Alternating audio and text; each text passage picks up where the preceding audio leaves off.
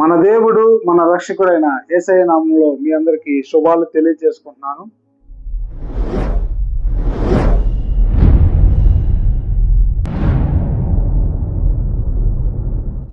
ఈ మే నెల 11వ తేదీన దేవుడు మనకు ఒక వాక్యాన్ని మనకు కనపరచాలని ఆయన ఆశపడుతున్నాడు. అయితే ఆయన చూపించేటువంటి మార్గాన్ని మనం అందరం కలిగి ఉండాలి.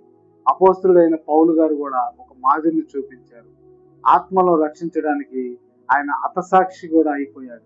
అయితే మనము మన జీవితాల్లో సువార్తను ఎలాగ కాపాడుకుంటున్నాము, ఆయన రక్షణను ఎలాగ కాపాడుకుంటున్నాము, యేసుక్రీస్తు వారి ప్రేమను కలిగి ఉన్నామా లేదా అని ఒకసారి మనం పరిశీలించుకొని ఈ పరిశుద్ధ బైబిల్లోంచి ఒక మాటను చదువుకున్నాము. అపోస్తలుడైన పౌలు గారు ఫిలిప్పీ సంఘానికి రాసినటువంటి ఆ మాటను చదువుకొని మనము ఈరోజు ఈ వాక్యాన్ని చదువుకొని మన జీవితాన్ని కొనసాగించుకున్నాము. అయితే అపోస్తలుడైన పౌలు గారు ఒక మాట చెప్తున్నారు.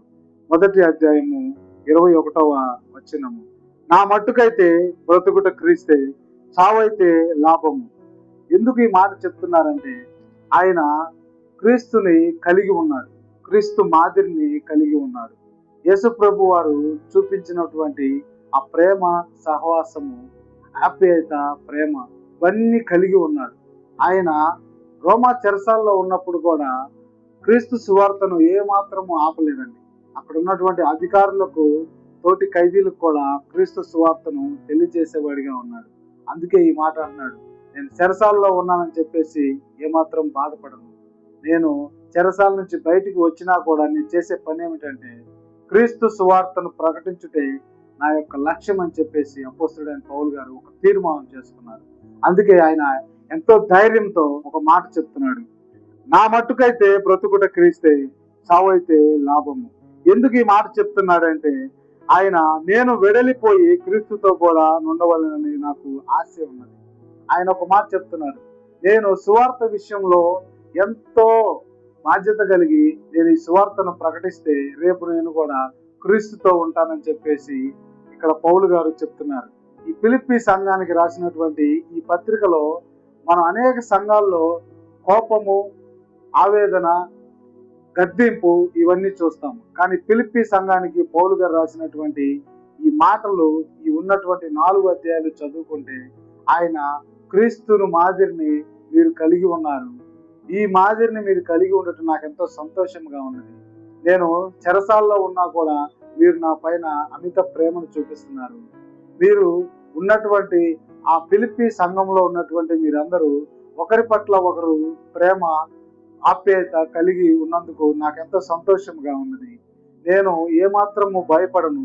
క్రీస్తు సువార్తను ప్రకటించుటకు నాకెన్ని బాధలు వచ్చినా కూడా నేను వాటిని ప్రేమతో నేను స్వాధీనపరుచుకుంటానని చెప్పేసి పౌలు గారు దృఢమైన విశ్వాసంతో క్రీస్తుని కలిగి ఉన్నారు.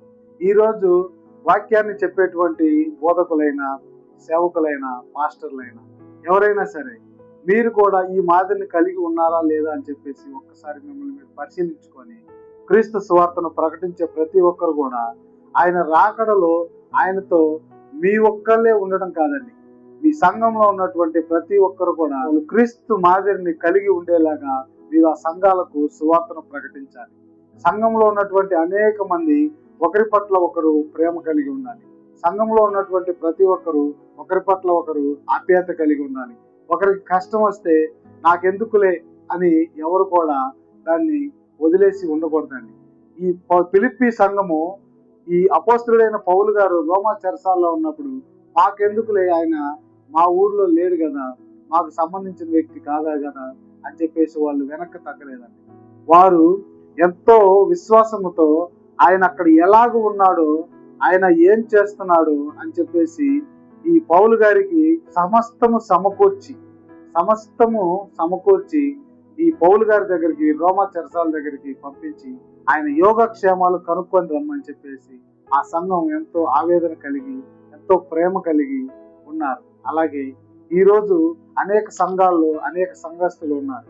అయితే మీరందరూ మీ పాస్టర్ గారిని బట్టియో, మీ విశ్వాసాలను బట్టియో క్రీస్తుని కలిగి ఉండకుండా ఎడబాటుగా మీరు ఉండొద్దండి. ఒకరి పట్ల ఒకరు ప్రేమ, స్వభావం కలిగి ఉండి క్రీస్తుని కలిగి ఉంటే మీరు పరలోక రాజ్యంలో మీరు స్థానాన్ని పొందుకుంటారు. చిన్న వాక్యం. దేవుడు దీవించిన గాక. ఆమేన్.